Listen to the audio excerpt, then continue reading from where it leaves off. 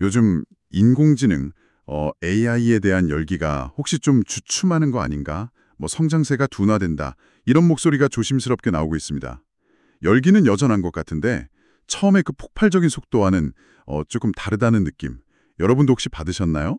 네, 그런 분위기가 좀 있었죠. 그런데 바로 이런 분위기 속에서 AI랑 데이터 분석 전문 기업이죠. 팔란티어. 여기가 그야말로 시장 예상을 뛰어넘는 엄청난 실적을 발표했습니다. 네, 정말 깜짝 놀랄 만한 결과였어요. 마치 아직 걱정하긴 이르다. AI 혁명은 계속된다. 뭐 이렇게 외치는 강력한 신호탄처럼 느껴질 정도였는데요. 그쵸, 시장의 우려를 좀 불식시키는 그런 느낌이었죠. 그래서 오늘은 이 팔란티어의 눈부신 성과가 구체적으로 어떤 내용인지, 그리고 이게 AI 칩 분야의 최강자 엔비디아에게는 또 어떤 의미를 던져주는지, 더 나아가서 AI 산업 전체의 현재와 미래를 어떻게 보여주는지 좀 더 깊숙이 한번 들여다보는 시간을 갖겠습니다. 네, 흥미로운 주제가 될 것 같습니다. 자, 함께 파고 들어가 볼까요? 우선 배경 설명을 위해서 엔비디아 이야기부터 잠깐 시작해 볼게요.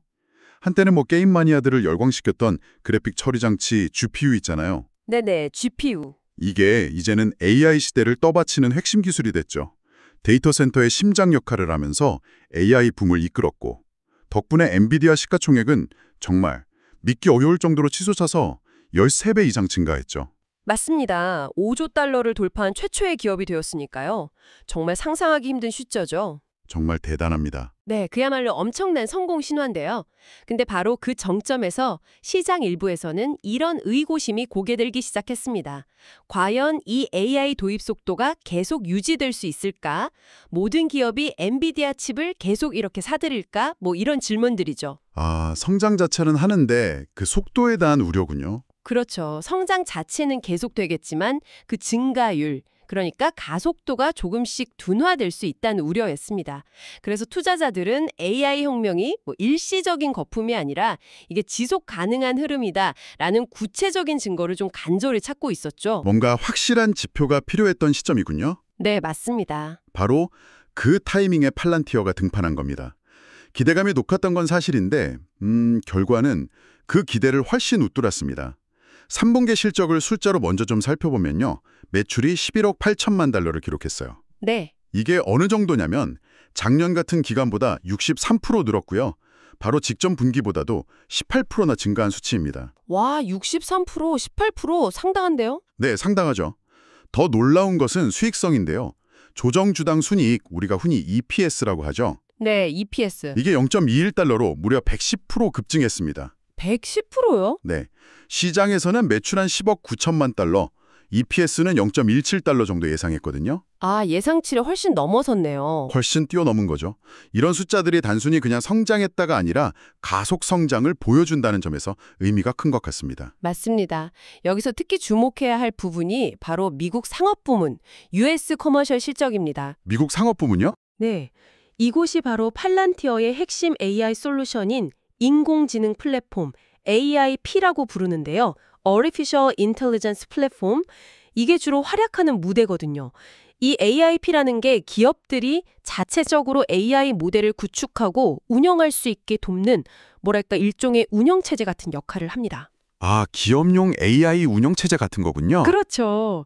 근데 이 미국 상업부문 매출이 무려 9분기 연속으로 성장 속도가 빨라졌어요. 9분기 연속이요? 네. 그러면서 이번 분기에는 전년 대비 121%나 폭증했습니다.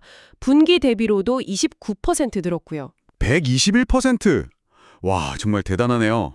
이게 단순히 기존 고객들이 사용량을 늘린 것뿐만 아니라 신규 고객이 폭발적으로 유입되고 있다는 아주 강력한 증거입니다. 실제로 이 부문 고객 수가 무려 65%나 증가했어요. 고객 수가 65%나요? 네.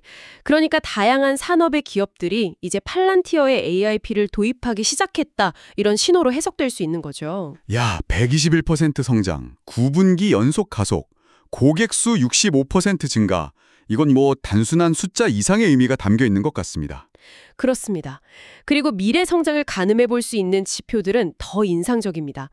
총 계약 금액 TCV라고 하죠. Total Contract Value. TCV요? 네, 이게 계약 기간 전체에 걸쳐서 인식될 총 수익을 의미하는데 이게 전년 대비 342%나 증가해서 사상 최고치인 13억 달러를 기록했습니다. 342%요.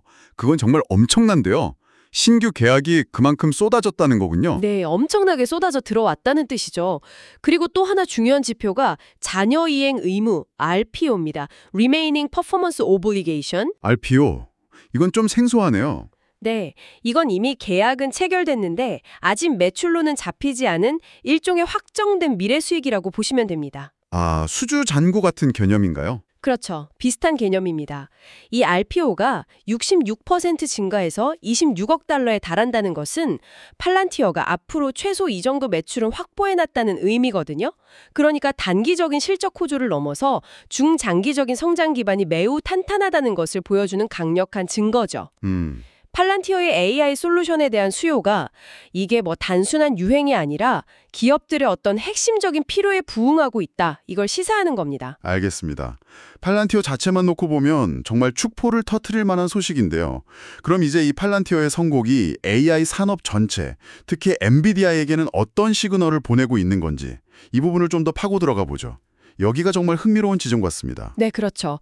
팔란티어의 이번 실적은 AI 도입의 흐름이 이제 본격적으로 하류, 다운스트림으로 확산되고 있다는 것을 아주 명확하게 보여주는 사례입니다. 하류요? 그게 어떤 의미죠? 여기서 하류라는 것은 AI 기술이 초기 단계의 거대 기업, 그러니까 빅테크들만의 전유물이 아니라 뭐 제조업, 금융, 헬스케어 등등 훨씬 더 광범위한 산업 분야의 일반 기업들로 퍼져나가고 있다는 의미입니다. 아, 그러니까 빅테크에서 일반 기업들로 내려가고 있다는 뜻이군요. 맞습니다.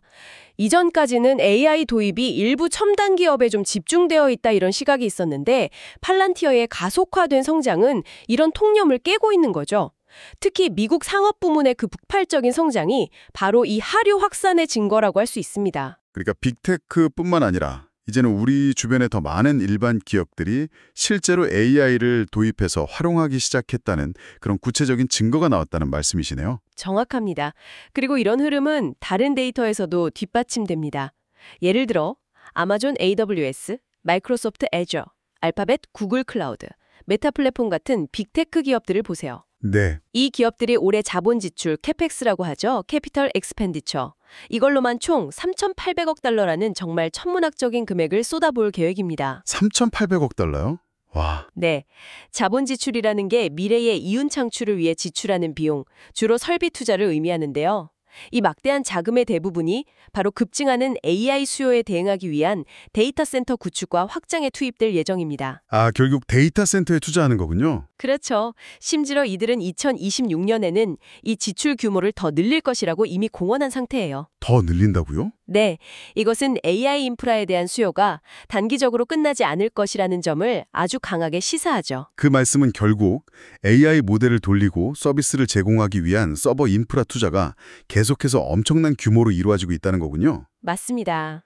그리고 그 인프라의 핵심에는 엔비디아의 칩이 있는 거고요. 바로 그렇죠. 아, 그러고 보니 지난주에 엔비디아의 연례 개발자 컨퍼런스 GTC에서 나온 이야기도 이거랑 정확히 일치하는 것 같습니다. 네, GTC에서 중요한 발표가 있었죠. 그 다음 세대인 루빈 아키텍처 기반 칩에 대한 수주 잔고, 그러니까 이미 주문받은 물량이 5천억 달러에 달한다고 밝혔습니다. 5천억 달러. 정말 엄청난 숫자죠. 네, 이 5천억 달러라는 숫자는 월가의 가장 낙관적인 전망치조차 훌쩍 뛰어넘는 수준이어서 많은 사람들을 깜짝 놀라게 했죠. 이게 그냥 기대감이 아니라 실제 주문량이라는 겁니다. 네, 바로 그 점입니다. 팔란티어의 실적은 AI 소프트웨어와 플랫폼에 대한 수요가 하류 기업들로 확산되고 있음을 보여주는 거고요. 동시에 엔비디아의 이 엄청난 수주 잔고는 그 수요를 뒷받침하기 위한 하드웨어, 즉 AI 칩에 대한 수요가 여전히 폭발적이라는 것을 증명하는 거죠. 아, 소프트웨어 수요와 하드웨어 수요가 같이 폭발하고 있다는 증거군요. 그렇습니다. 이 두 가지를 함께 놓고 보면 최근 일각에서 제기되던 AI 도입 속도 둔화 우려는 좀 설득력을 잃게 됩니다. 오히려 AI 혁명은 더 넓고 깊게 진행되고 있다. 이런 강력한 증거들이 계속해서 나오고 있는 상황인 거죠. 그렇다면 이제 자연스럽게 엔비디아 이야기로 넘어가 보죠. 팔란티어 같은 기업들의 성공이 왜 엔비디아에게 직접적인 호재가 되는 걸까요? 이유는 아주 명확합니다. 엔비디아는 현재 데이터 센터용 GPU 시장에서 사실상 독점적인 지위를 누리고 있거든요. 독점적 지위요? 네. 시장 조사 업체 IoT 애널리틱스의 최근 자료를 보면 엔비디아의 시장 점유율이 무려 92%에 달합니다. 92%요? 거의 다네요. 네, 거의 경쟁자가 없다고 봐도 무방할 정도죠. AI 기술은 크게 두 단계로 나눌 수 있다고 말씀드렸잖아요. 네, 훈련하고 추론. 맞습니다. 방대한 데이터를 학습시켜서 AI 모델을 만드는 훈련 단계. 그리고 그렇게 만들어진 모델을 실제 서비스나 문제 해결에 활용하는 추론 단계. 엔비디아의 GPU는 이 두 단계 모두에서 업계 표준으로 사용되고 있습니다. 특히 아주 복잡한 연산이 많이 필요한 훈련 단계에서는 거의 대체 불가능할 수준이죠. 그러니까 AI 모델을 만들 때도 그리고 만들어진 AI를 사용할 때도 엔비디아 칩이 핵심적인 역할을 한다는 거군요. 그렇습니다. 따라서 AI 기술이 데이터 센터라는 특정 공간을 넘어서 팔란티어 사례처럼 더 많은 기업, 더 다양한 산업 현장으로 퍼져나갈수록 그 기반이 되는 엔비디아 칩에 대한 수요는 계속해서 증가할 수밖에 없는 구조입니다. 생태계가 커질수록 엔비디아는 계속 수혜를 본다. 그렇죠. AI 생태계가 확장되면 확장될수록 그 중심에서 인프라를 공급하는 엔비디아는 가장 큰 수혜를 잇게 되는 겁니다. AI 기술의 발전과 확산이 곧 엔비디아의 지속적인 성장과 직결되는 이유죠. 아까 잠깐 이야기 나왔지만 비유하자면 19세기 골드러시 때 실제로 금을 캐는 사람들도 돈을 벌었겠지만 그들에게 곡괭이나 삽, 천바지 같은 장비, 픽센처보즈를 팔았던 사람들이 더 안정적으로 큰 돈을 벌었던 것과 비슷하다고 할 수 있겠네요. 네, 아주 적절한 비유입니다. 엔비디아는 현재 AI 혁명이라는 이 거대한 흐름 속에서 바로 그 곡괭이와 삽을 공급하는 역할을 하고 있는 셈이네요. 맞습니다. 물론 엔비디아 주가가 이미 상당히 많이 오른 상태라는 점은 고려해야 합니다. 그렇죠. 너무 많이 올랐다는 이야기도 있으니까요. 네, 2023년 초 AI 붐이 본격화된 이후 주가가 1,300% 이상 급등했으니 단기 급등에 대한 부담감이 있는 것은 사실입니다. 현재 주가는 내년 예상 순이익이 한 31배 수준에서 거래되고 있는데 이건 분명 프리미엄이 붙은 가격이죠. 31배면 확실히 싸다고는 할 수 없겠네요. 네, 하지만 동시에 향후 5년간 연평균 27%의 매출 성장이 기대된다는 시장 전망치를 고려하면 현재 높은 밸류에이션이 어느 정도 정당화될 수 있다는 시각도 존재합니다. 아, 성장성에 대한 기대감이 그만큼 크다는 거군요. 연평균 27% 성장이라? 네, 그 성장 기대치가 워낙 높기 때문에 지금의 가격도 합리적일 수 있다는 분석인 거죠. 중요한 것은 팔란티어의 사례처럼 AI 도입이 특정 영역에 국한되지 않고 정말 전방위적으로 확산되고 있다는 구체적인 증거들이 계속 나오고 있다는 점입니다. 네. 이것이 엔비디아 앞에 놓인 성장 활주로가 여전히 매우 길다는 주장에 힘을 실어주고 있습니다. 단기적인 주가 변동성은 있겠지만 AI 칩의 핵심 인프라 공급자로서 엔비디아의 장기적인 성장 스토리는 유효하다. 이런 분석이 우세한 상황입니다. 자, 오늘 나눈 이야기들을 한번 정리해 볼까요? AI 성장세 둔화에 대한 우려가 있었지만 팔란티어의 폭발적인 실적, 특히 미국 상업 부문의 가속 성장은 AI 도입이 빅테크를 넘어서 일반 기업으로 광범위하게 확산되고 있다는 강력한 증거를 제시했습니다. 네, 그 하류 확산이 핵심이었죠. 그렇죠. 그리고 이러한 하류 확산은 AI 모델의 훈련과 추론에 필수적인 GPU에 대한 수요 증가로 이어지고요.